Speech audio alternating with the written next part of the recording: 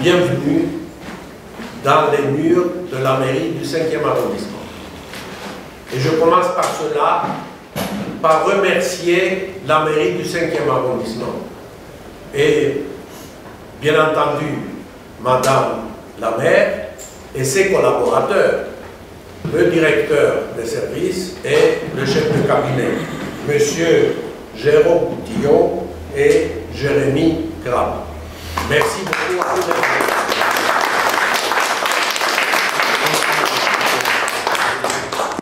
La maison roumaine n'est pas seulement heureuse et fortement aidée par cette mise à disposition généreuse de salles de conférence, mais elle est tout d'abord honorée d'avoir l'occasion de faire ces conférences dans les murs de la mairie du 5e arrondissement. Bienvenue à cette première conférence du cycle d'automne que la maison roumaine organise cette année.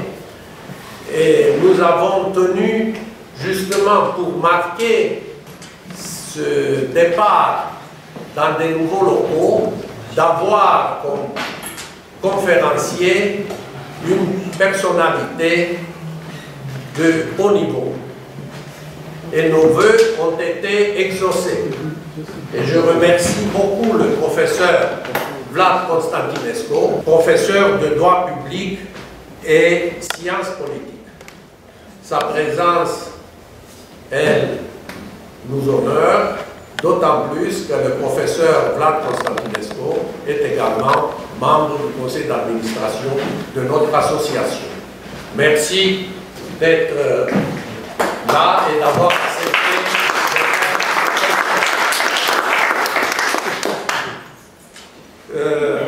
Sur le site de notre association, vous avez certainement vu le titre de la conférence, qui est d'ailleurs affiché ici sur le panneau, et qui porte sur la présidence semestrielle que la Roumanie a exercée pour la première fois au premier semestre de cette année. Cette présidence s'est déroulée à un moment difficile aussi bien pour l'Union européenne, où elle devait résoudre beaucoup de problèmes, comme pour la Roumanie. Donc, professeur, merci d'être là et merci de prendre la parole. Bien. Merci, Monsieur le Président. Mesdames, Messieurs, chers amis de la Maison roumaine, je m'associe volontiers aux remerciements qui ont été faits par notre Président et je suis très heureux, très honoré de me trouver dans cette belle salle de la mairie du 5e arrondissement, non loin d'ailleurs de la faculté de droit, qui est tout à côté et auquel me lient beaucoup de souvenirs, puisque c'est là qu'il y a déjà un certain temps j'ai passé le concours d'agrégation au droit public et de sciences politiques. Le sujet, vous l'avez devant vous, et je voudrais commencer par quelques propos introductifs, avant de vous donner les points sur lesquels j'aimerais insister davantage. La présidence semestrielle du Conseil de l'Union européenne, c'est-à-dire la réunion des ministres selon leur spécialité, ministre de l'Agriculture, ministre de l'Économie, ministre de l'Environnement, cette présidence semestrielle, elle remonte au traité de Rome, alors que la communauté européenne, on n'était pas encore dans l'Union européenne, comptait 6 États membres. Et le semestre de présidence permettait ainsi à chacun des 6 États membres de venir assez vite à la présidence de cette réunion des ministres pour faire avancer les dossiers, progresser la construction européenne. Aujourd'hui, nous sommes à 28, peut-être demain 27, peut-être après-demain 30 États membres, et la présidence ne va revenir au même pays qu'à une distance temporelle énorme. Si nous restons à 28 membres, c'est dans 14 années que la Roumanie sera à nouveau présidente du Conseil de l'Union européenne. Cette présidence était donc à l'époque importante. Mais aujourd'hui, la présidence du Conseil en tant que fonction dans les mécanismes décisionnels de l'Union européenne, cette présidence a perdu beaucoup de son importance. Ce n'est pas pour réduire le rôle de la présidence de la Roumanie, mais en général, il faut constater que de nouveaux acteurs institutionnels sont apparus sur la scène de l'Union européenne et ils viennent concurrencer, évidemment, la présidence semestrielle. D'abord, il y a eu la création du Conseil européen, réunion des chefs d'État et de gouvernement et du président de la Commission. Depuis le traité de Lisbonne, le Conseil européen dispose d'un président stable, élu pour 2 ans et demi renouvelables, qui peut exercer un mandat de 5 ans, donc, et c'est ce que termine actuellement M. Tusk, Donald Tusk, polonais, comme son prénom ne l'indique pas, qui a assuré la présidence du Conseil européen. C'est lui d'ailleurs qui s'est adressé en roumain au moment de la fête d'ouverture de la présidence roumaine à l'Athénée, à Bucarest. Voilà déjà un premier concurrent à la présidence semestrielle. Présidence stable, 2 ans et demi, 5 ans. Ensuite, nous avons eu, toujours avec le traité de Lisbonne, la présence d'un haut représentant pour la politique étrangère et de sécurité commune. Aujourd'hui, c'est encore Madame Mogherini. Demain, ce sera un Espagnol, M. Borrell, qui va assumer cette fonction essentielle de représenter l'Union dans les relations extérieures, aux représentants politique étrangère de sécurité commune.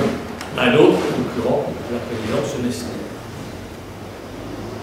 Et pourquoi cette présidence a perdu du poids? Eh bien parce que le calendrier législatif, c'est-à-dire la fixation des thèmes qui doivent donner lieu à des décisions législatives de l'Union européenne. Ce calendrier législatif, il se programme maintenant sur 3 ans, et par conséquent, un État qui exerce la présidence, il reçoit des choses sur lesquelles il n'a pas décidé, et il ne décide finalement que sur assez peu de choses. Beaucoup de questions sont déjà dans les tuyaux, si j'ose dire, au moment où l'État accède à la présidence. Il faut signaler aussi l'existence du système du trio de présidence. En fait, une présidence n'est jamais seule.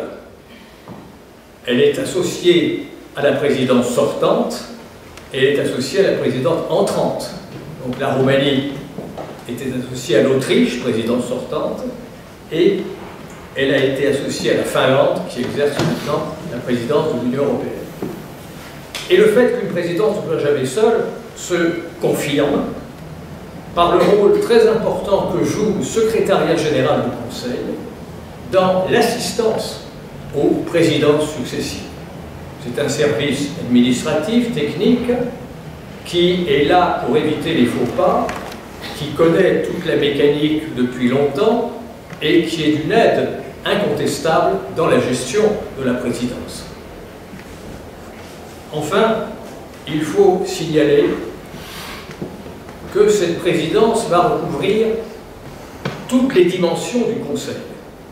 La réunion des ministres s'entend, bien sûr, mais la réunion des ministres, c'est la partie émergée de l'iceberg.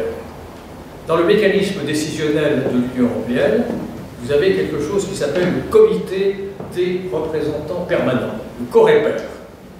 Ce sont les ambassadeurs des États membres auprès de l'Union européenne. Et ceux-là, alors que le Conseil est épisodique, il se réunit plusieurs fois par semestre, 21 fois, je crois, pendant le semestre de présidence roumaine, le comité des représentants permanents, lui, est, comme son nom l'indique, permanent. Il commence ses travaux le lundi matin et les termine le vendredi dans la nuit parfois. Et c'est lui qui a la charge d'établir l'ordre du jour du Conseil. L'ordre du jour du Conseil est divisé en deux parties, les points A, sur lesquels les représentants permanents et la Commission se sont mis d'accord. Ces points sont adoptés sans débat et sans vote.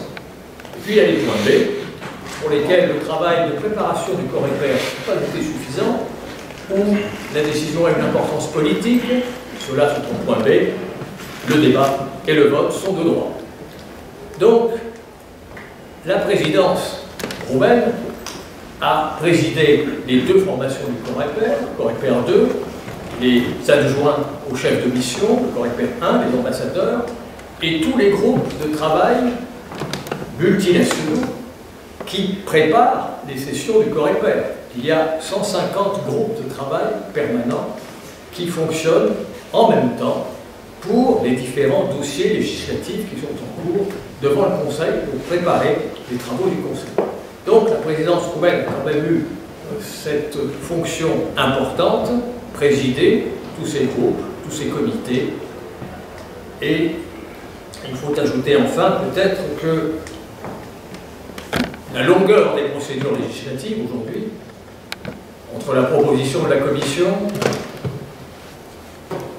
la position du Conseil, la première lecture du Parlement européen, la deuxième lecture du Conseil, les amendements introduits par la Commission, la seconde lecture du Parlement et l'approbation par le Conseil peut s'écouler plusieurs mois. Et donc, prendre la présidence, c'est prendre un train en marche. Et on est tributaire de ce qui a été fait avant, et on sait que cela va être poursuivi par les présidences successives. Ceci dit, la présidence de la Roumanie présente quand même un certain nombre de traits singuliers qui la distinguent des autres présidences. Alors, c'est la première fois que la Roumanie accède, depuis son entrée dans l'Union européenne, à cette fonction importante. La Roumanie n'est pas dans l'euro, elle n'est pas dans l'espace Schengen, bien qu'elle plaide beaucoup pour son entrée dans l'espace Schengen. D'ailleurs, le Parlement européen a reconnu en 2018 que la Roumanie présentait toutes les garanties pour pouvoir faire partie de l'espace Schengen, mais ce n'est pas encore le cas. Et surtout, la Roumanie fait l'objet, avec seulement la Bulgarie, du mécanisme de coopération et de vérification, du MCV. Qu'est-ce que c'est que le MCV? Il ne vise que 2 États membres. Il porte ainsi atteinte au principe d'égalité entre les États membres, qui est un principe fondamental du droit de l'Union européenne. Et ce mécanisme a été construit et accepté d'ailleurs par la Roumanie et par la Bulgarie dans le but de perfectionner l'état de droit, l'indépendance de la justice, la séparation des pouvoirs. Et ce mécanisme permet à la Commission, 2 fois par an, de présenter un rapport solide sur l'état d'avancement du pays en fonction des objectifs qui sont les siens. Et il y a un rapport du 13 novembre 2018, que vous pouvez consulter sur le site Europa, où vous trouvez toutes les critiques que la Commission fait au système judiciaire, à l'absence de dynamisme dans la lutte contre la fraude et les détournements d'argent, contre la corruption. Il y a déjà toute une série d'objectifs qui n'ont pas encore été atteints selon la Commission et qui devraient l'être grâce aux recommandations précises et ciblées qu'elle fait. Donc, la Roumanie était déjà depuis son entrée sous la loupe européenne. La présidence qu'elle assume va la mettre encore davantage sous la loupe européenne. C'est l'une des conséquences fortes de cette présidence, c'est que le regard des Européens sur la Roumanie va devenir plus intense, plus aigu, et que la Roumanie va s'exposer beaucoup plus si elle n'avait pas assuré la présidence. D'autres singularités caractérisent ce semestre de présidence roumaine. D'abord la situation générale en Europe, complexe, le Brexit. Mais là, la Roumanie n'a pas joué véritablement de grand rôle. C'est M. Barnier qui s'en est occupé. C'est le Conseil européen qui a décidé la prolongation du délai pour le Royaume-Uni.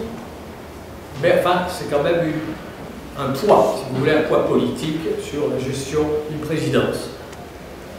Il y a eu des négociations, elle n'est pas terminée, elle a été engagée sous présidence roumaine du cadre financier pluriannuel qui veut et entend baliser les recettes et les dépenses de l'Union européenne sur une durée de 7 années. Et il y a eu les élections européennes, la fin de la commission Juncker. Tout cela, ce sont des éléments qui ont eu une incidence sur la présidence roumaine, le contexte de cette présidence. Et puis, il y a eu, dès le début de cette présidence, à la fois des doutes émis par non seulement des journalistes, mais aussi par le président même de la Commission, M. Juncker, qui s'est demandé si la Roumanie allait assumer correctement cette présidence. Certains États membres, par le passé, lorsque c'était leur tour, pour la première fois, ont renoncé, ne s'estimant pas assez préparés, et ont laissé au suivant la présidence. Ça n'a pas été le cas de la Roumanie, et je dois dire heureusement. Il y a eu des doutes donc sérieux sur la capacité de la Roumanie à conduire cette présidence, et il y a eu aussi au départ quelques faux pas roumains qui laissaient peut-être mal augurer de la suite des opérations. J'en cite deux. Le fait que la firme Coca-Cola ait été autorisée à mettre son enseigne à côté du logo de la présidence roumaine aux réunions où la Roumanie présentait les objectifs de sa présidence, ça n'a pas été très bien apprécié par les Européens. La Roumanie aurait pu choisir une firme européenne, tant qu'à faire, pas nécessairement Coca-Cola. Et puis, il y a eu le faux pas aussi de cette réunion à l'Athénée roumain, grand lancement, grande fête pour lancer la présidence roumaine. Il y avait des chefs d'État, le président de la Commission, le président Tusk. Il y avait aussi comme invité deux personnes, dont je ne commenterai pas les noms, parce que vous les connaissez, et vous jugerez s'ils avaient leur place là-bas, M. Sévérine et M. Nastase étaient parmi les invités du gouvernement roumain. Pour moi, c'est un signe, un signal, qui ne laissait pas bien augurer de la suite, au moment où je l'ai perçu. Et puis je demandais alors, dans l'espace qui est le sien, qui est réduit, quel est le rôle de la présidence. Je serai là très bref.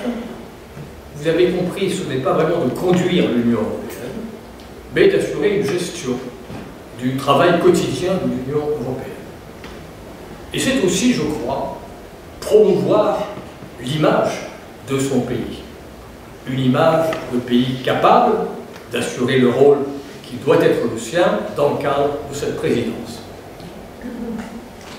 Il me semble que la présidence de la Roumanie a été en quelque sorte schizophrénique. Et je vais l'expliquer.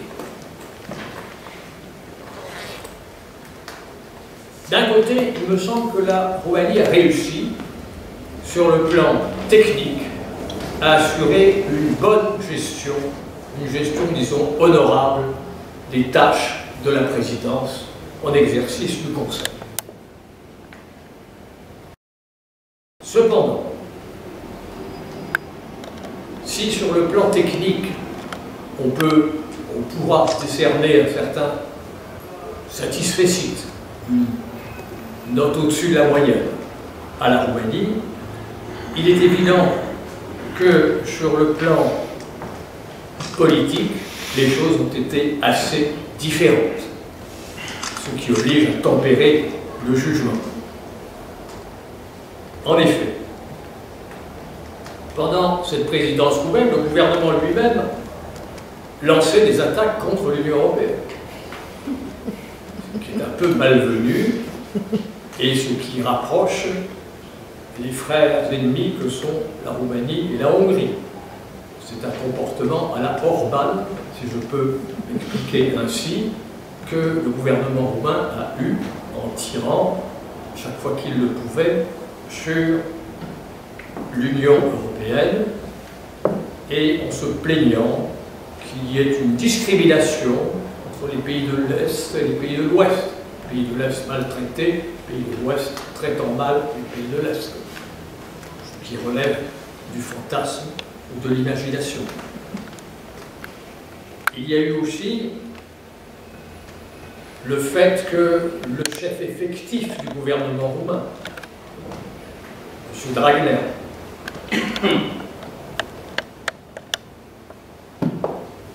a cherché à échapper constamment aux poursuites judiciaires. Toute la question des ordonnances d'urgence. Tout cela a produit évidemment une impression assez fâcheuse sur le reste des États membres, et ainsi on peut peut-être proposer comme plan à cet exposé, d'une part, de traiter dans une première partie, mais ce sera rapide, de la gestion technique honorable de cette présidence. Et puis, dans une deuxième partie, j'aimerais montrer, ça va peut-être vous surprendre, que cette présidence roumaine a contribué à un renforcement de l'état de droit, non seulement en Roumanie, mais peut-être aussi au sein de l'Union européenne. Voilà donc mes deux parties, et j'engage tout de suite la première partie. Une gestion technique honorable. Chaque présidence fixe ses priorités.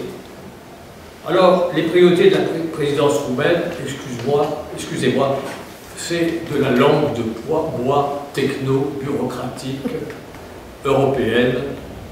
Je vous les lis. Convergence et cohérence en Europe. Vous pouvez tout mettre là-dessus. Une Europe plus sûre. Ça ne mange pas de pain. Une Europe en tant qu'acteur global. Tranquille. Là aussi, ça ne mange pas de pain. Et l'Europe des valeurs communes. C'est très intéressant, l'Europe des valeurs communes, parce que quand vous lisez le détail de ce que la Roumanie entend faire sous ce vocable, rien n'est dit sur la corruption. Absolument, il n'y a pas un mot, il n'y a pas une phrase sur la corruption. Comme si ça n'existait pas. Il est vrai que Madame Dăncilă, dont vous pouvez suivre les discours d'ouverture de la présidence ou de clôture sur le site du Parlement européen, Madame Dăncilă aurait, la chose n'est pas sûre, mais si dans le vero è ben trovato, comme disent les Italiens, Madame Dăncilă aurait déclaré devant le groupe socialiste au Parlement européen, le PSD roumain fait partie du groupe socialiste au Parlement européen, elle aurait déclaré qu'il n'y avait pas de corruption en Roumanie, que c'était juste une manière différente, au sens culturel du terme, de remercier quelqu'un. C'est un trait culturel spécifique. Si on veut dire merci, on s'exprime comme ça, dans cette zone européenne. La corruption n'est pas adaptée.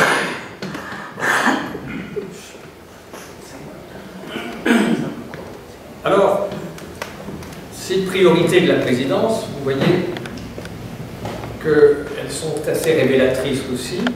Il y a sur l'état de droit, il y a sur la corruption, alors que précisément, ces deux choses étaient au centre de l'actualité de la Roumanie pendant ce semestre de présidence. Alors, il y a eu effectivement une gestion des dossiers et des procédures tout à fait correctes. Il faut dire que la représentation permanente roumaine est bien structurée.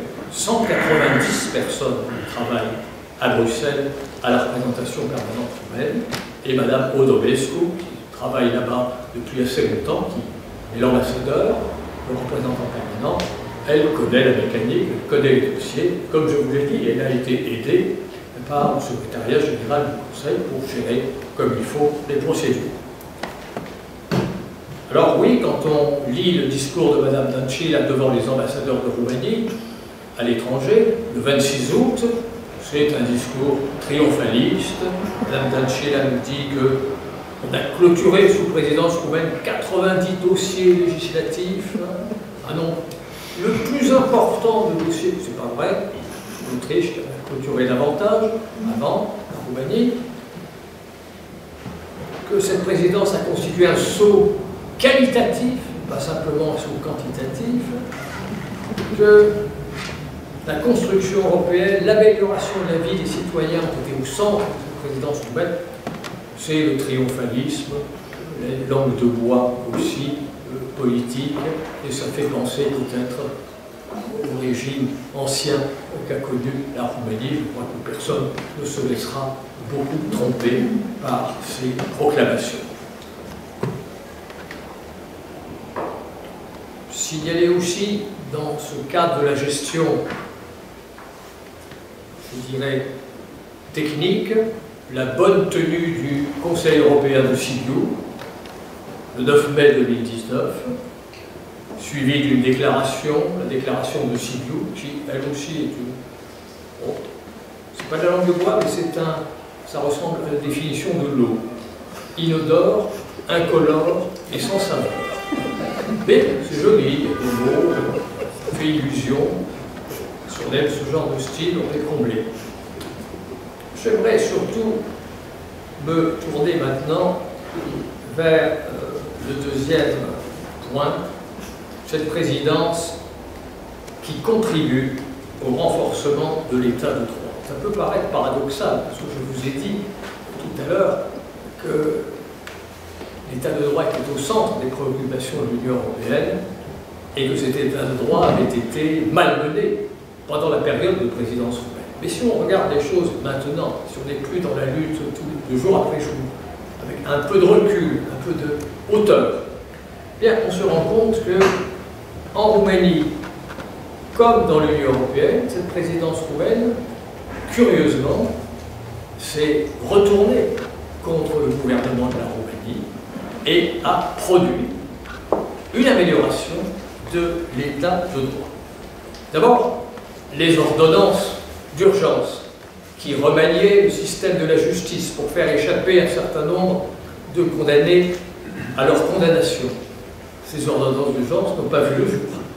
La pression de l'Union européenne a été forte et les ordonnances, elles ont disparu, elles n'ont plus été mises en œuvre. Et que dire de M. Dragnea? M. Dragnea finit la présidence de la Roumanie sous les verrous, ou sous les barreaux. On doit dire que là aussi, c'est une contribution à l'amélioration de l'état de droit dans ce pays. Que dire aussi de Mme Kövesi? La Roumanie a donné l'exemple extraordinaire dans cette présidence que la candidate roumaine aux fonctions de procureur général européen, d'une nouvelle institution, la candidature de Mme Kövesi n'a pas été soutenue par le gouvernement de la Roumanie. C'est étonnant aussi. Eh bien, c'est quand même Mme Kövesi qui va sans doute gagner. Celui qui l'affrontait, le magistrat français, M. Bonnert, a retiré sa candidature et je pense que Mme Kövesi a de très grandes chances d'être demain, lorsque les procédures seront mises en place, d'être désignée comme procureur général de l'Union européenne. Et puis il y a eu aussi, dans ce cadre-là de l'amélioration des situations, le référendum du 26 mai, coïncidant avec les élections européennes. Forte participation aux élections européennes, forte participation au référendum, 40% de votants et 86,18% de oui aux deux questions posées par le président de la République. Il faut interdire d'amnistier les personnes condamnées pour corruption, première question.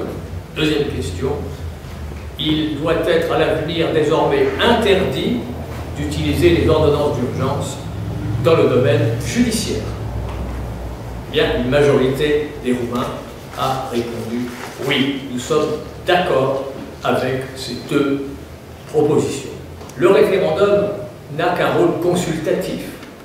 Normalement, il devrait appartenir au gouvernement de tirer les conséquences des résultats de ce référendum. Mais vous savez qu'en Roumanie, il y a cohabitation entre un président de la République et un gouvernement qui ne sont pas toujours, qui ne sont même presque jamais, sur la même longueur d'onde. Et donc, c'est ce que reproche le président du gouvernement, de ne pas avoir démissionné à la suite de ce référendum, en tirant les conséquences politiques de la volonté d'une majorité de votants. Il y a eu aussi il y a aussi le souci, et ça s'est traduit déjà dans la politique du gouvernement roumain, d'améliorer l'accès des Roumains de la diaspora, de l'étranger, aux bureaux de vote. Le fait que la Roumanie ait présidé l'Union européenne a permis de montrer que sous présidence roumaine, il fallait parfois faire 6 ou 7 heures de queue avec, et tout le monde a vu ça aux informations, tout le monde a vu ça à la télévision, tout le monde a vu ça sur les réseaux sociaux. Il fallait vraiment avoir la foi citoyenne chevillée au corps pour supporter les conditions d'accès au bureau de vote. Ça, c'est amélioré. Le gouvernement vient de prendre des mesures qui, en principe, devraient faciliter l'accès des Roumains de l'étranger au bureau de vote pour manifester leur volonté politique. Vous pourrez consulter, je ne vais pas vous infliger la lecture, mais il y a un récent discours du président Iohannis qui est tout à fait clair sur ce qu'il pense du gouvernement. Je me permets de lire en roumain une phrase. Vous excuserez mon accent très français.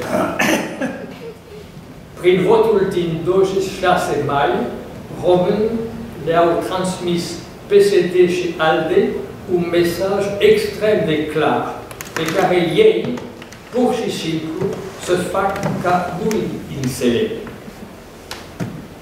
Într-o România normală, un vot precum cel de la referendumul din 26 mai ar fi determinat demisia imediată a guvernului.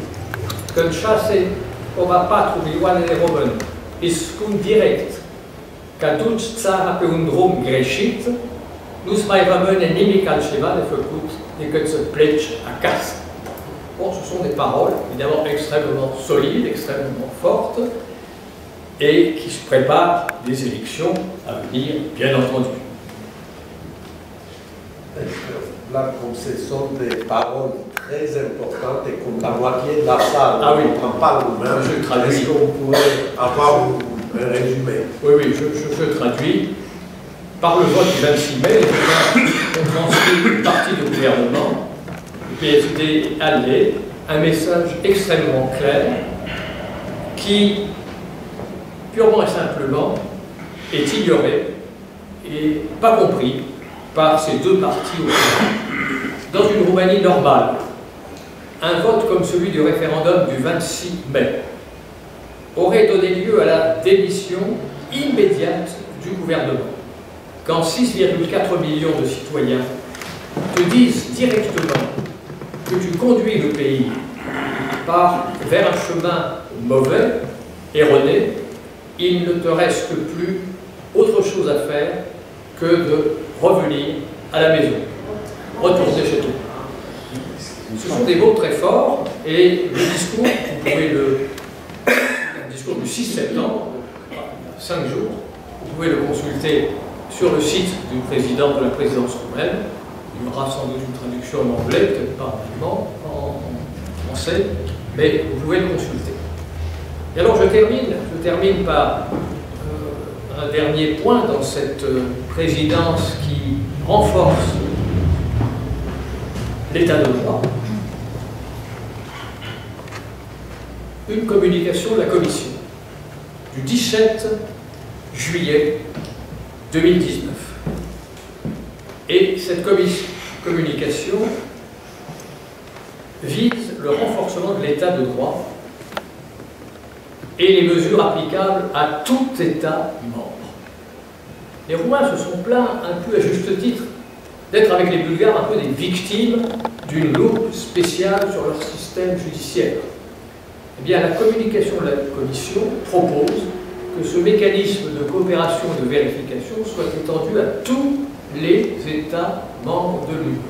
Et certains États membres, effectivement, ont aussi, du point de vue de la séparation des pouvoirs, de l'indépendance de la justice, de l'état de droit, des reproches à s'adresser qui pourraient être contrôlés par la Commission européenne. Donc, cette initiative a été lancée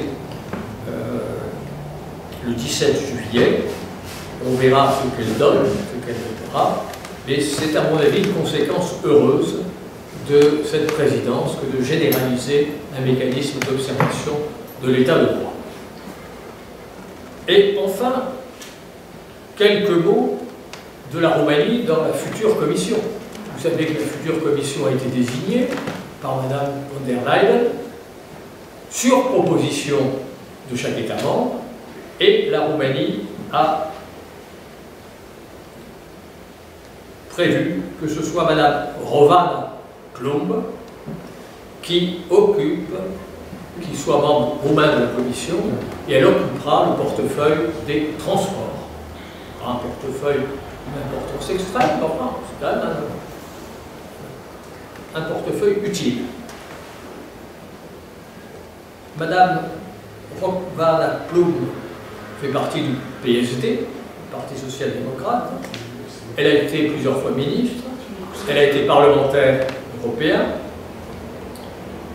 et elle a été en quelque sorte protégée en 2017 par le refus du Parlement roumain de lever son indemnité parlementaire, alors qu'elle était mise en cause par la Direction nationale anticorruption pour complicité d'une infraction pénale. Reste à Mme Plumb de franchir un obstacle important. Vous savez que la Commission n'entrera en fonction que si tous ses membres sont validés par le Parlement européen. Chacun des membres désignés de la Commission va comparaître, après avoir répondu à un questionnaire écrit, devant une commission spéciale, spécialisée du Parlement européen. Et là, il faudra répondre aux questions en direct. Vous pourrez suivre cela sur le site du Parlement européen. Les séances sont retransmises directement.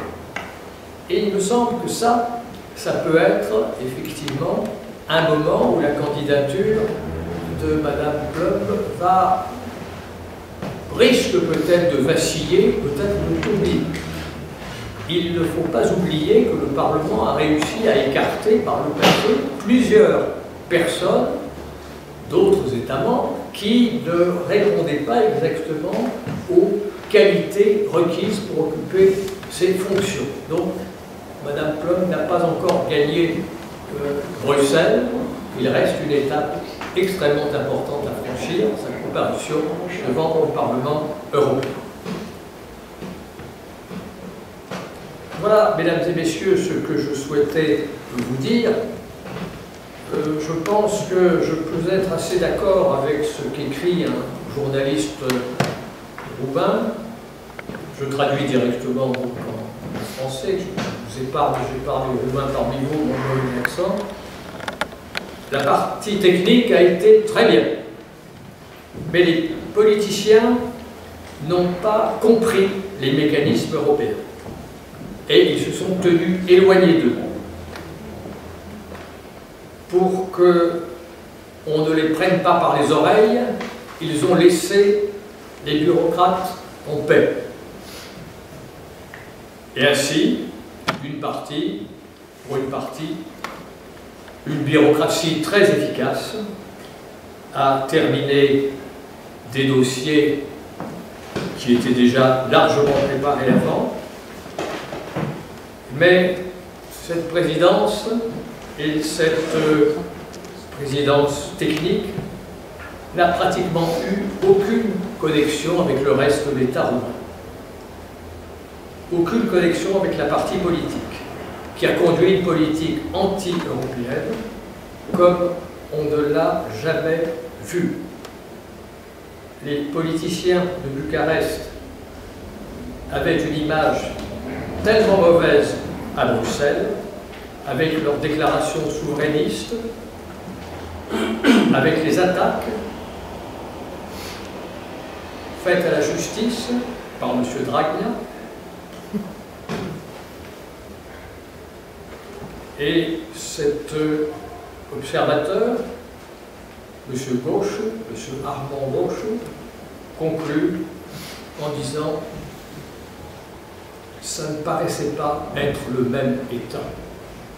Celui qui défendait la présidence à Bruxelles et celui qui était à Bucarest. C'est la schizophrénie sur laquelle j'ouvrais, c'est la schizophrénie sur laquelle je conclue. Merci, Monsieur le Président.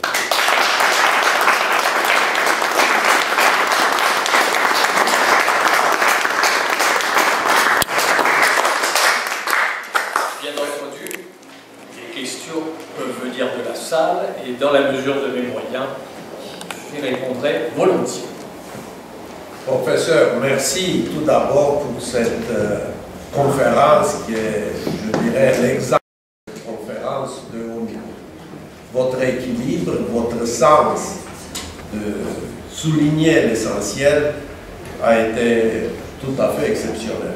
Pierre Mounier-Kuhn, CNRS, je suis historien. Je ne connais pas la Roumanie, ce qui me permet de redoubler ce qu'a dit Alexandre tout à l'heure à propos de la qualité lumineuse de votre conférence, pour laquelle vraiment je vous remercie. Et je ne suis pas non plus un spécialiste de l'Europe. Deux points que je voudrais aborder. Premièrement, l'action de la bureaucratie que vous venez d'évoquer sous une présidence tournante me rappelle étonnamment, c'est presque une question d'étudiant à professeur que je vais vous poser, me rappelle étonnamment ce qu'on nous a décrit à propos des 3e et 4e Républiques françaises où, sous des ministères éphémères, c'est l'administration qui menait une véritable politique. Aux États-Unis, on parlerait d'un État profond. Alors, je ne sais pas jusqu'où ce parallèle peut avoir un intérêt, mais il m'a semblé intéressant. Le deuxième point que je voulais aborder ne concerne pas non plus directement la Roumanie. C'est à propos de ce mécanisme très intéressant que vous avez évoqué de coordination et de vérification. On peut se demander s'il ne pourrait pas éventuellement s'appliquer aux institutions européennes elles-mêmes. Et je pense, alors là, je parle à nouveau sous toute réserve et sous couvert de l'expertise du risque que vous êtes et que je ne suis pas. Je crois avoir entendu dire que non pas la Cour européenne des droits de l'homme, mais la Cour de justice des communautés européennes donnait des arrêts de règlement. Les arrêts de règlement, si ma mémoire d'historien est bonne, ont été supprimés et interdits sous la Révolution française comme attentatoires à la séparation des pouvoirs. Est-ce que, commençons un scénario de science-fiction, est-ce qu'une commission de coordination et de vérification, se penchant sur les institutions européennes, ne pointerait pas un doigt sévère sur ce fait? Je remercie beaucoup de ces questions, de cette observation, de cette question. En effet, un parallèle peut être fait avec les 3e et les 4e Républiques, dans le sens où la rotation très rapide des ministres a remis aux chefs de service, aux secrétariats généraux des administrations centrales, un réel pouvoir, une réelle continuité. Le politique n'a pas assuré la continuité, l'administration a assuré la continuité. Ça, c'est tout à fait vrai.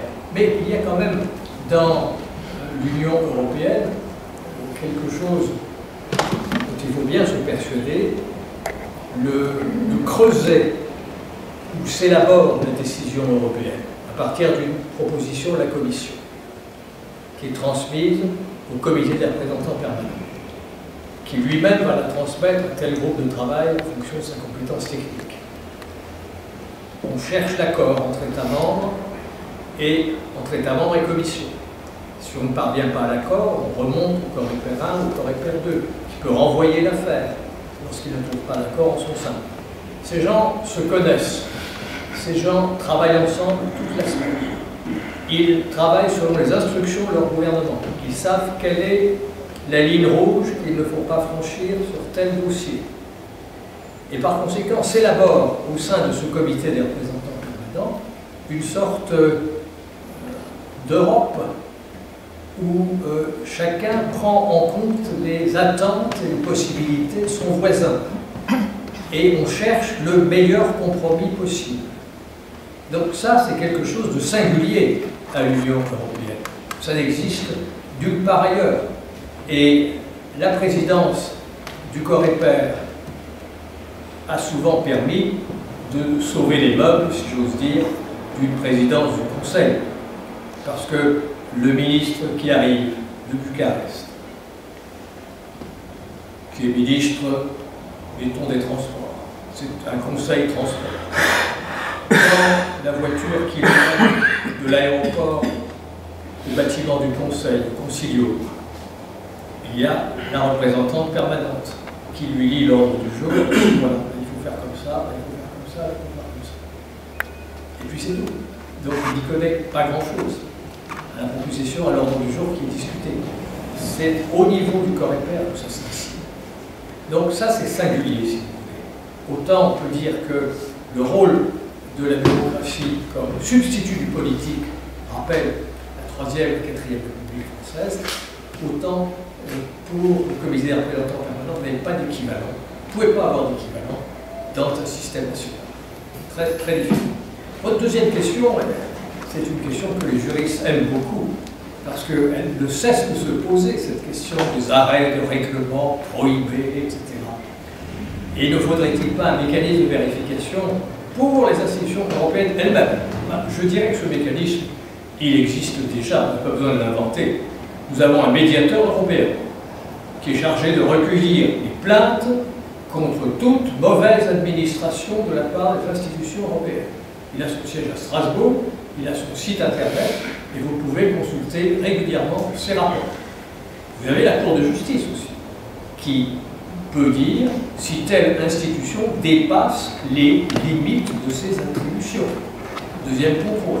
Troisième contrôle, vous avez la Cour des comptes européenne, qui vérifie les comptes et le budget, l'exécution du budget par la Commission. Donc, vous avez le Parlement européen qui donne quitus sur la gestion financière de la Commission. Donc, vous avez quand même un certain nombre de structures de contrôle à l'intérieur des institutions de l'Union européenne. Alors, est-ce que la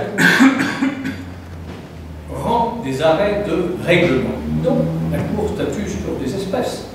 Elle statue sur saisine des particuliers, des États membres, des institutions, et elle répond à la question qui lui est posée. Alors, évidemment que telle décision prise aujourd'hui a peu de chances d'être démentie si la même question se repose demain.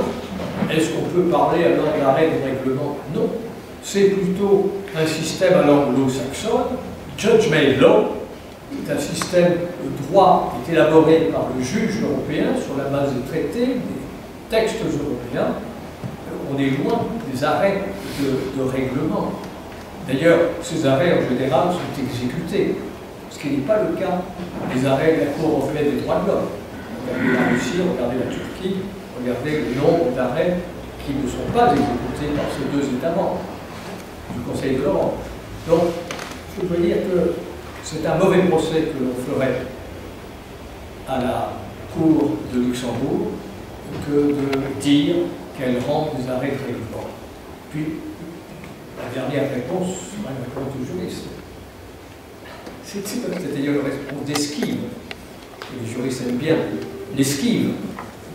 Je dirais que ce qui a été décidé à la Révolution française en France n'est pas opposable à l'Union européenne. Docteur Mathieu Boré, je suis roumaine et française depuis 30 ans. Voilà. Je voulais vous poser une petite question. Depuis combien de temps vous n'êtes pas allé? Depuis combien de temps vous n'êtes pas allé en chair et en os en Roumanie, s'il vous plaît? Combien de temps? Oui. Je ne suis pas allé. Oui. Eh bien, écoutez, la dernière fois que j'y étais, c'était le mois de juin dernier. Parce que, bon, merci beaucoup pour votre allocution qui est très technique, qui est un peu pessimiste, mais on sait qui dirige la Roumanie aujourd'hui, donc on va dire elle est réaliste. Mais il y a une autre Roumanie. Je suis allée cet été, je suis restée longtemps, et on va dire que j'y vais tous les 2-3 ans. Et j'ai vu les améliorations en Roumanie.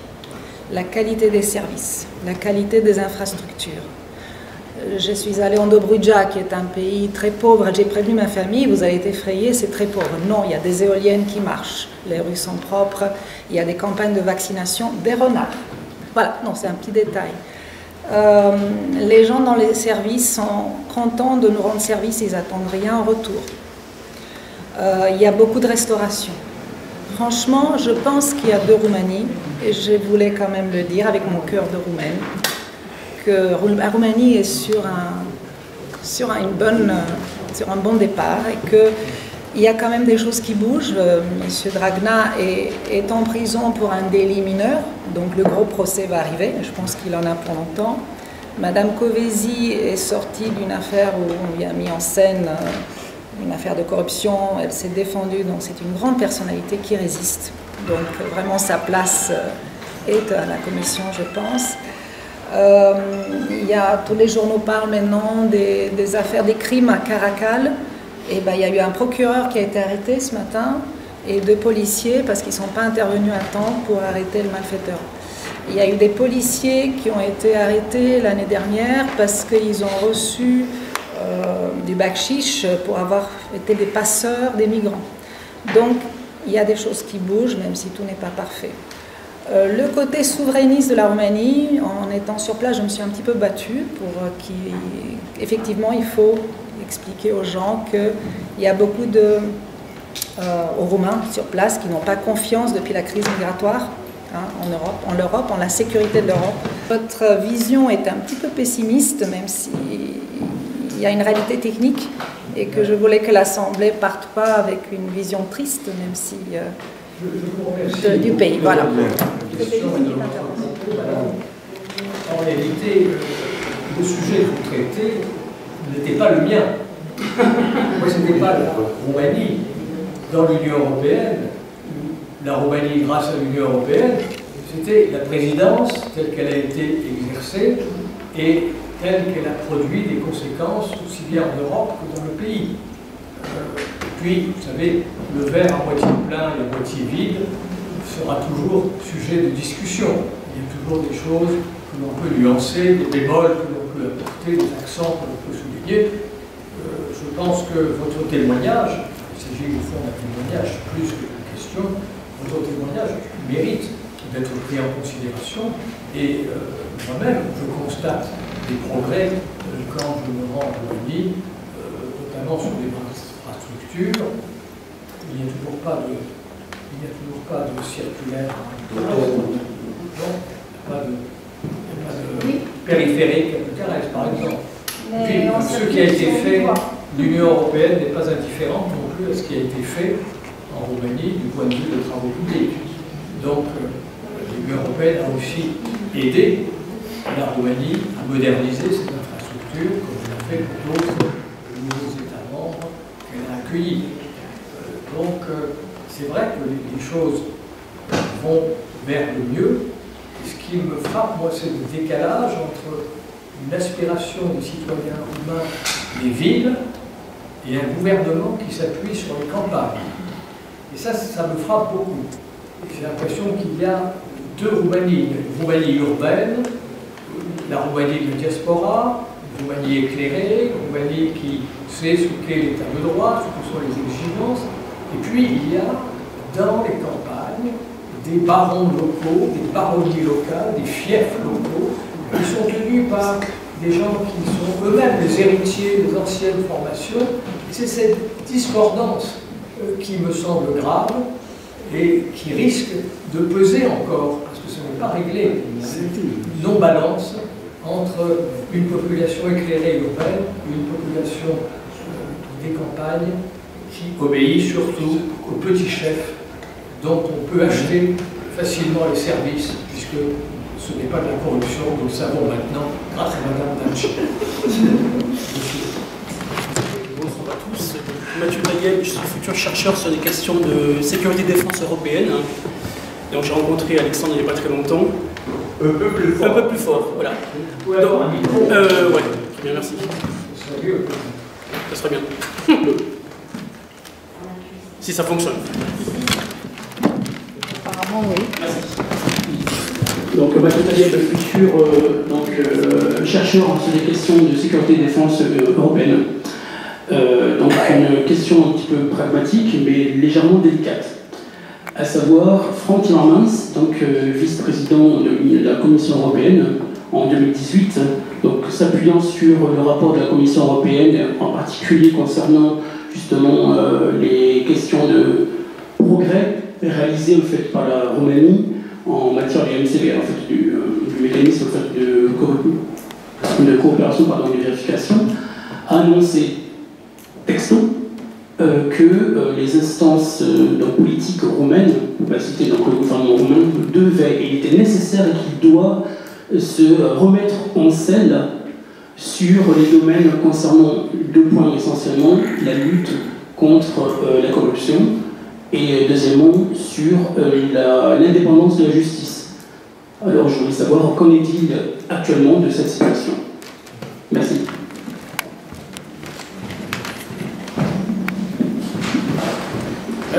Ce que je peux vous dire, selon les informations que j'ai, c'est que le gouvernement se trouve dans une situation extrêmement difficile aujourd'hui, parce que vous savez qu'une partie,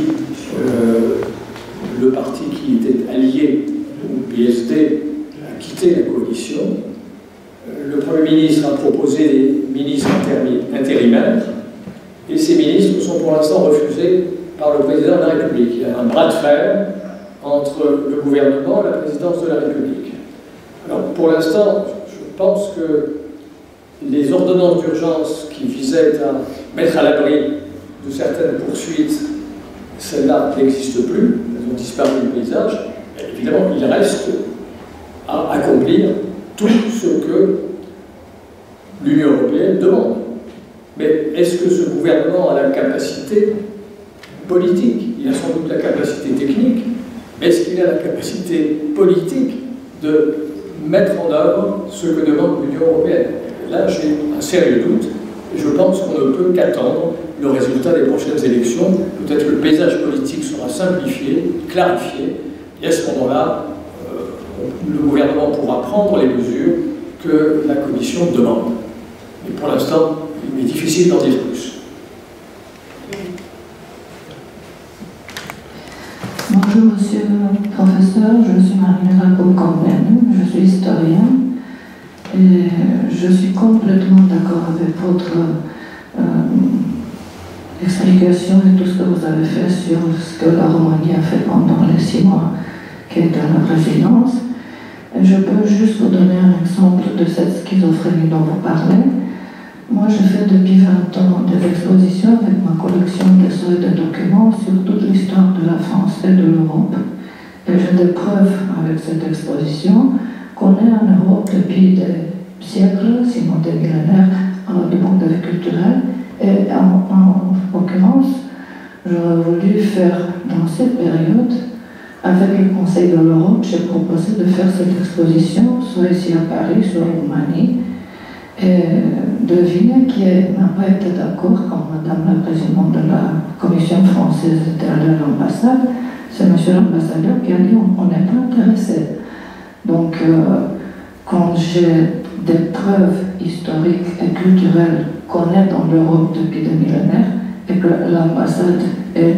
J'ai écrit absolument toutes les personnes qui étaient incluses à la présidence de la République, au monsieur Nistor qui était le responsable culturel. Effectivement, personne n'était intéressé. J'ai voulu faire un Sibiu où il s'était le G8 en mois de mai. Finalement, je constate que monsieur le président roumain Iohannis essaie de faire quelque chose, et effectivement que le gouvernement veut détruire tout ce que les autres font. Et en fait, moi j'habite depuis 29 ans à Paris, j'ai eu cette chance et donc je suis partie de Roumanie puisque moi j'ai vu des jeunes fusillés devant mes yeux le 21 décembre 89, donc je suis ici par conviction et je constate qu'après le 29 ans, bien évidemment qu'il y a beaucoup de choses qui sont améliorées, mais malheureusement la structure même de ce que la Roumanie représente pour l'Europe n'a pas trop changé. Vos craintes sont, pour moi en tant qu'historienne, sont très justifiées, en espérant quand même que le nouveau gouvernement qui va venir va pouvoir changer l'image. C'est ça qui est désolant, qu'on a des gens capables, mais malheureusement au niveau politique, on ne peut pas changer les choses en profondeur. Mais en tout cas, merci infiniment pour votre Ça a été un extraordinaire point de vue correct de tout ce que la Roumanie a fait dans ces 6 mois. Espérons qu'on aura une autre occasion. Merci infiniment. Je vous remercie beaucoup, madame, de votre témoignage. Je n'avais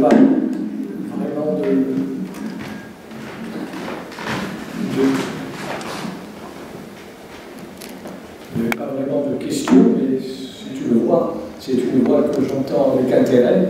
Et c'est vrai que le chemin est un peu long quand on pense à l'histoire aussi de ce pays, un pays récent dans son unité territoriale, une unité territoriale amoindrie par la question de la Moldavie, une unité territoriale sous pression magyare, des institutions qui, dans l'entre-deux-guerres, ont vacillé beaucoup, le comportement d'un roi qui n'a pas été à la hauteur de sa mission, la guerre avec les conséquences que vous savez, ensuite une dictature terrible qui a éliminé la classe éclairée de ce pays. La lutte des classes a été une réalité, vous le savez, et chacun peut-être dans cette salle a perdu ou a connu quelqu'un qui a subi sur son corps cette dictature. Vous ajoutez 5 siècles d'occupation ottomane, vous ajoutez l'idée qu'il vaut mieux courber la tête pour éviter qu'on vous coupe la tête, et puis vous avez effectivement ce pays qui est aujourd'hui, à mon avis, sociologiquement ou politiquement un peu coupé en deux, et qu'il s'agit de réunifier, mais ça ne va pas se faire demain. C'est évident que ça ne pourra pas se faire demain, même si nous enregistrons des signes positifs. Et les signes positifs, j'ai essayé de les souligner dans mon exposé. Ils sont bénéfiques. Cette présidence était bénéfique pour la Roumanie. Et je veux dire, si la Roumanie peut s'améliorer, c'est grâce à l'Europe. Si la Roumanie n'était pas membre de l'Union européenne, je ne suis pas sûr qu'elle ait pu faire les pas qu'elle est en train de faire ou qu'elle a commencé à faire. Voilà, c'est le message que je voulais vous transmettre. Il y a tout de même une question qui, je suis toujours tenté de me la poser.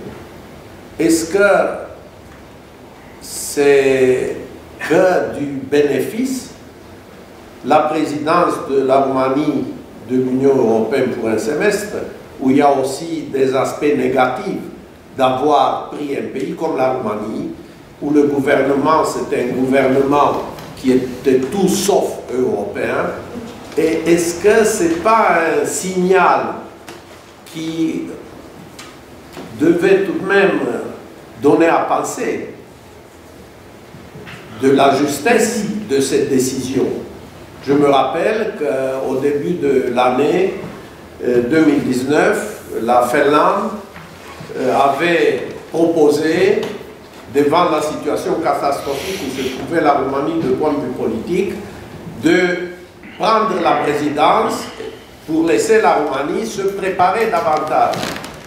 Ne croyez-vous pas, cher Vlad, que si cette attitude avait été prise par l'Union européenne, ça aurait exercé une pression plus forte dans la direction du changement des choses en Roumanie, que d'accepter le gouvernement en place, qui à l'époque avait un homme fort qui était un grand pilleur, qui avait un Premier ministre dont tout le monde se moque, elle est risible même pour des enfants d'école élémentaire. Il y a quelque chose qui personnellement me dérange. Je ne suis pas sûr que c'est que du bénéfice d'avoir laissé la Roumanie assurer la présidence de l'Union européenne. La réponse est quand même très simple. L'Union ne peut pas obliger un État membre à renoncer à la présidence. Si la démarche ne vient pas de cet État membre, l'Union n'a aucun moyen de contraindre un État membre à ne plus assurer ne pas assurer la présidence lorsque son tour est venu. Donc, je renvoie la balle. C'était au gouvernement roumain de se déclarer pas assez préparé, mais techniquement il l'était. Techniquement, il n'y a aucun problème. Les choses ont fonctionné. Il était difficile, impossible, juridiquement et politiquement à l'Union, de dire nous allons sauter un État membre, nous allons passer directement à la Finlande. C'est pas possible. Tout simplement, c'est pas possible. Et je crois que ça aurait fait plus de mal à la Roumanie, parce que ça aurait mis la Roumanie à l'écart. Imaginons que la Roumanie se soit retirée, faute de préparation. Bon, un moment de gêne, un moment de honte, un moment, bon, et après c'est fini, on oublie. Tandis que là, pendant 6 mois, la Roumanie était sous la loupe européenne. Et tout ce que faisait le moindre ministre, le moindre homme politique, était connu directement de toutes les institutions européennes. Si la Roumanie n'avait pas été sous cette loupe européenne, les choses que nous saluons ne se seraient pas produites. Donc je trouve que, au contraire, cette présidence a été une bénédiction pour la Roumanie. Parce que ça a permis à la Roumanie de mettre un peu d'ordre dans ses affaires internes, en espérant que l'électorat, lors des prochaines élections, saura comprendre le message qui lui est adressé et saura faire en sorte qu'un certain nombre de formations politiques ne figurent plus au Parlement. Donc je ne suis pas du tout d'accord avec ta proposition, pour ces 2 raisons-là. Oui, voilà. Mais ça me fait dire aussi que finalement, vous considérez le gouvernement qui était en Roumanie à l'époque de la présidence, les 6 mois, et qui est toujours en place, un gouvernement dont l'intelligence est tout de même un peu étrange, parce que s'il y avait une défense de leur propre intérêt, c'était plutôt de se retirer. Parce que, et ça,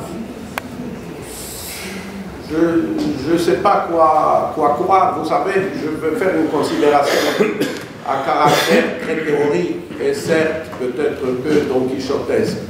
Ce qui fait du mal aujourd'hui, pas seulement à la Roumanie, mais à l'Union européenne également, c'est un échelonnement qui n'est pas très rigoureux sous aspect éthique et moral. On met toujours l'efficacité qui est extrêmement importante, qui est tout de même responsable et à laquelle tous les progrès qui ont été réalisés depuis des siècles sont redevables. Mais cette efficacité doit être au service de l'éthique et de la morale. Et je me demande, quand on fait un peu abstraction, on met entre parenthèses finalement un aspect éthique, parce que ce n'est pas tout à fait éthique et moral de laisser un gouvernement comme le gouvernement roumain assurer la présidence de l'Union européenne. Est-ce que ce n'est pas dans le sens justement d'essayer de faire en sorte que l'Union européenne soit plus attentive à l'échelonnement, à la hiérarchisation correcte des valeurs qu'il faut s'efforcer d'agir? Ça va loin, ça. Oui. On ne peut que souligner. Les mécanismes. Mais attends, laisse le professeur peut-être. Je te prie de parler. Je serai très bref. Je crois qu'on est sur 2 plans différents. Le plan de la morale, de l'éthique, et le plan de la réalité politique, sociopolitique, culturelle. Ce sont 2 plans différents. On souhaiterait qu'il y ait une communication entre ces 2 plans. On souhaiterait que tous nos hommes politiques soient vertueux, on souhaiterait que nous tous soyons des exemples de vertu, mais déjà. S'il y avait un gouvernement démocratique, il faudrait un peuple de Dieu. Et ça reste juste, ça reste juste. Donc je crois que les deux plans sont différents et on peut sans doute juger un politicien mauvais du point de vue de la morale, mais il n'y a pas le moyen aujourd'hui de faire que la morale entre en politique, si ce n'est la conviction personnelle de chacun. Mais institutionnellement, vous ne pouvez pas contraindre quelqu'un à partir parce que vous n'êtes pas d'accord avec sa propre morale. D'abord, il vous dira que c'est sa morale à lui qui est aussi valable que la vôtre. Comme Mme Dancila dit, c'est une question culturelle. C'est pas de la corruption. Et voilà. Donc l'analyse sous l'angle moral, à mon avis, ça s'arrête assez vite. Et on peut le regretter, mais ça s'arrête assez vite. Si on veut voir les choses en face, il faut partir du réel et il faut voir comment ce réel peut peut-être être un peu amélioré. Tout ça est très lent, tout ça est très progressif, il y a des retours en arrière, c'est évident, mais nous sommes, je crois, dans chaque société, nous avons ce même type de problème. Il y a quelques figures lumineuses qui vous attirent, qui sont des exemples, mais il y a aussi beaucoup de freins, et la morale ne permet pas, à mon avis, l'angle moral ne permet pas de juger l'angle politique. Ou alors ça reste une dimension personnelle. Vous ne pouvez pas l'étendre et la généraliser. C'est mon humble avis. Je voudrais ajouter à cela ce qu'on a toujours dit, que la politique n'est pas une leçon morale, mais que la politique sans morale, ce n'est rien. Je t'en prie. Oui, Patrice Hérault, moi j'ai été chargé des relations avec l'Union européenne pour l'ensemble des pays de l'Est au ministère du Développement durable entre 2003 et 2015. Je connais très bien la Roumanie, j'y vais depuis 30 ans, plusieurs fois par an. Je peux partager entre ce que j'entends, je ne pouvais pas. Madame, sur effectivement les bémols qu'il faut apporter, mais il ne faut pas peut-être mélanger les concepts et les outils, les institutions. Pour répondre à Alexandre, parce que c'est une intervention musclée, frappante, on est face quand même à un espace que connaît M. Constantinescu très bien, qui est l'Union européenne, avec ses outils, avec ses politiques. On gère en fait des outils, des modes de fonctionnement, des modes de prise de décision. Bon, dans l'état actuel, le traité de Lisbonne, il paraît impensable, absolument impensable, sauf état d'une vraie dictature, qui serait d'ailleurs dénoncée par l'ensemble des pays, ce qui n'est pas le cas. Il y a, on sait très bien, de part de Bruxelles, un certain nombre, pas seulement vis-à-vis de la Roumanie, la Pologne, l'Autriche à l'époque, la Hongrie en ont fait l'objet aussi, des critiques qui sont quand même fortes, et bien ciblées sur un certain nombre de sujets. Mais je vois mal, et puis le traité ne le permet pas, l'Union européenne proposer à un pays, quel qu'il soit, et Dieu sait qu'avant, il y en a aussi qui ont été mis sur la sellette, chez la République tchèque à l'époque, la Bulgarie, j'en parle pas. Donc, voilà. Donc là, ce coup-là, je peux, sur certains points, te rejoindre complètement. Mais là, une situation où un pays, sous l'injonction de l'Union européenne, devrait retirer sa candidature, c'est une honte pour le pays. C'est surtout une sorte de guerre contre son peuple, pas uniquement contre le gouvernement. Je pense que ça serait pris comme un camouflet, pas seulement par la Roumanie, par tous les États. Donc il n'y a jamais eu ce cas pour une simple raison, c'est que sauf exceptions qui sont prévues dans le texte, sur un certain nombre de thématiques, on confie le soin à tel ou tel pays d'apporter son soutien. C'est vrai pour les plus petits pays, vous devez le savoir. Question maritime, quand on n'a absolument pas de compétences en matière maritime, parce qu'on n'a pas de mer. Enfin bon, il y a des sujets qui sont prévus. Je ne sais pas, là, moi ça me surprend. Je veux dire, comment on peut... effectivement, si ça ne vient pas du gouvernement lui-même, encore une fois. Mais autrement, vu de l'extérieur, mais autrement, je partage, je veux dire, le côté éthique, bien sûr. On est tous là à partager qu'il faille absolument associer la gestion publique, que ce soit d'un État ou d'autres structures, avec une conception très forte, très profonde de l'éthique. Là, je serais surpris que quelqu'un soit contre cet aspect-là. Mais là, dans ce cas de figure, sincèrement, je ne vois pas comment. Je vois pas. Une dernière question, pour qu'on soit positif. Donc, pour les futures élections, est-ce que l'Union européenne nous donne quelques garanties de contrôle des bureaux de vote, etc. Est-ce qu'on peut avoir de l'Europe pour les futures élections Présidentielles. Pour les élections présidentielles en Roumanie, les législatives, demain il y a une motion de censure du gouvernement. Qu'est-ce qu'on attend de l'Europe? Est-ce qu'elle peut nous aider à surveiller les bureaux de vote? Là encore, il faut une demande au gouvernement. L'Union ne peut pas imposer une surveillance. Il y a des observateurs. Il y aura des observateurs au Conseil de l'Europe, essentiellement. C'est lui qui a plus en charge la surveillance des élections. Mais il faut que le gouvernement roumain consente à ce que des observateurs étrangers viennent sur son territoire. Et le président roumain, À mon avis, je voudrais que je relise sur la Constitution de la Roumanie, je ne sais pas s'il a cette prérogative. Je ne sais pas s'il a cette prérogative. Donc, mais de toute façon, vous aurez une presse qui pourra rendre compte. Je pense que les élections ne seront pas... D'ailleurs, est-ce que les élections européennes ont été entachées de fraude? Je ne l'ai pas entendu. Est-ce que les résultats du référendum ont eu... oui, il y a eu des urnes qui ont été bourrées pour le référendum.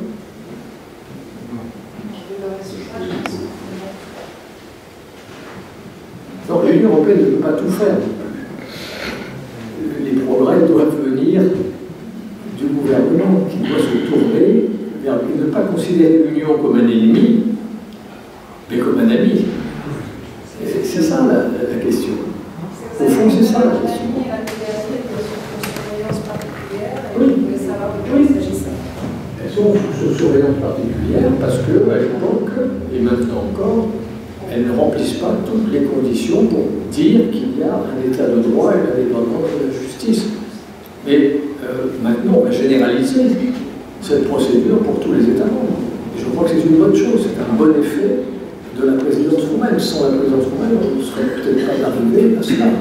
On arrivera aussi à la situation, il y avait une proposition qui a été déposée, je crois, en 2016 ou 2017, à ce qu'un pays qui menace gravement l'état de droit n'ait plus accès aux fonds européens.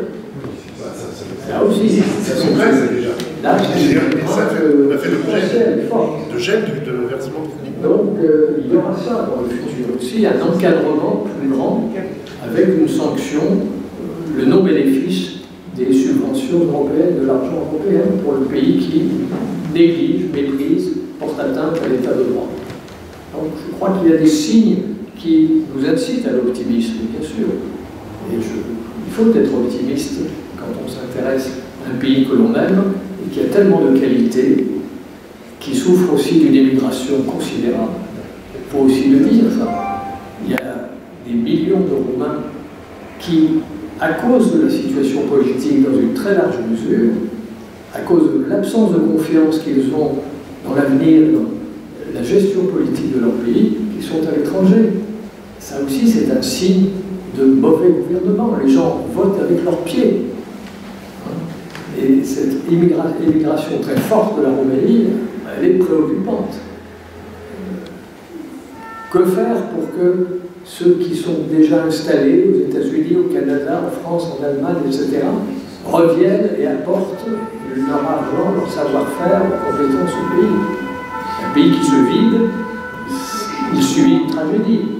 Et ça, c'est dû certainement au mode de gouvernement et à l'absence de confiance dans la capacité de ce gouvernement à conduire les affaires publiques, dans l'intérêt général. Voilà, et sur ces belles paroles, je vais m'arrêter. Merci à vous.